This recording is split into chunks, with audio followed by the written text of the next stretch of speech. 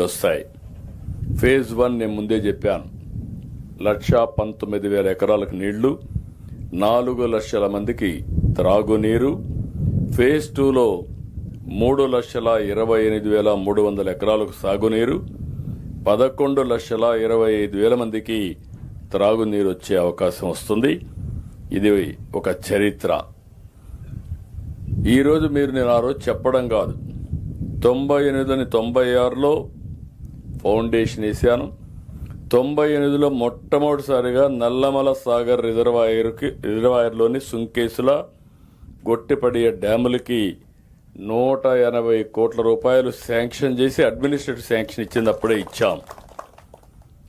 Sunkesula gap పనులకి 98లోనే ప్రారంభించాం.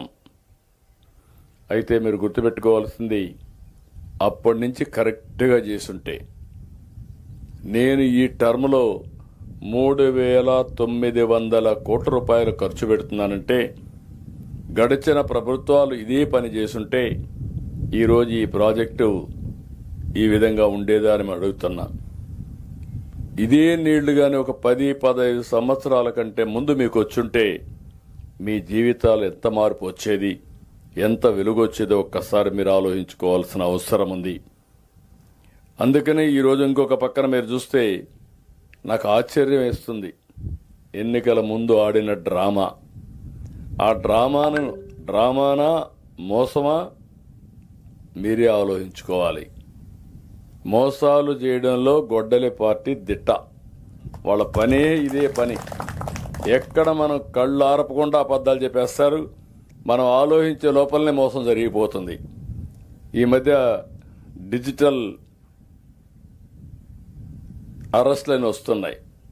మనం ఇంట్లో కూర్చొని పెట్టేసి మన మీద ఈడీ వస్తూ ఉంది, సిబిఐ వస్తూ ఉంది, నువ్వు 20 లక్షలు కట్టాలి, 50 లక్షలు కట్టాలంటే, కోట్లు కట్టాలంటే మాట్లాడకుండా సంతకాలు పెట్టేస్తున్నారు. వీళ్ళు అక్కడి నుంచి ఆ డబ్బులు పోయే లోపల, పోలీస్ స్టేషన్ పోయే లోపల 10 ట్రాన్సాక్షన్లు మారిపోతాయి. ఆ డబ్బులు పోతాయి. మళ్ళీ రికవర్ చేయాలంటే పోలీసులు కూడా చేతగావడం లేదు.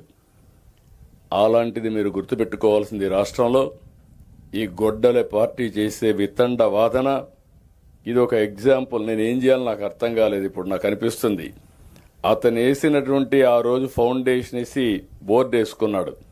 దాన్ని శాశ్వతంగా ఒక బ్రహ్మాండమైన ఇది కట్టి మ్యూజియంలో పెట్టి మోసాలు చేయడం అంటే ఈ మార్గం చేయడం కాదని ఒక రాజకీయ పార్టీకి బుద్ధి చెప్పాల్సిన అవసరం ఉంది మనందరిపైన.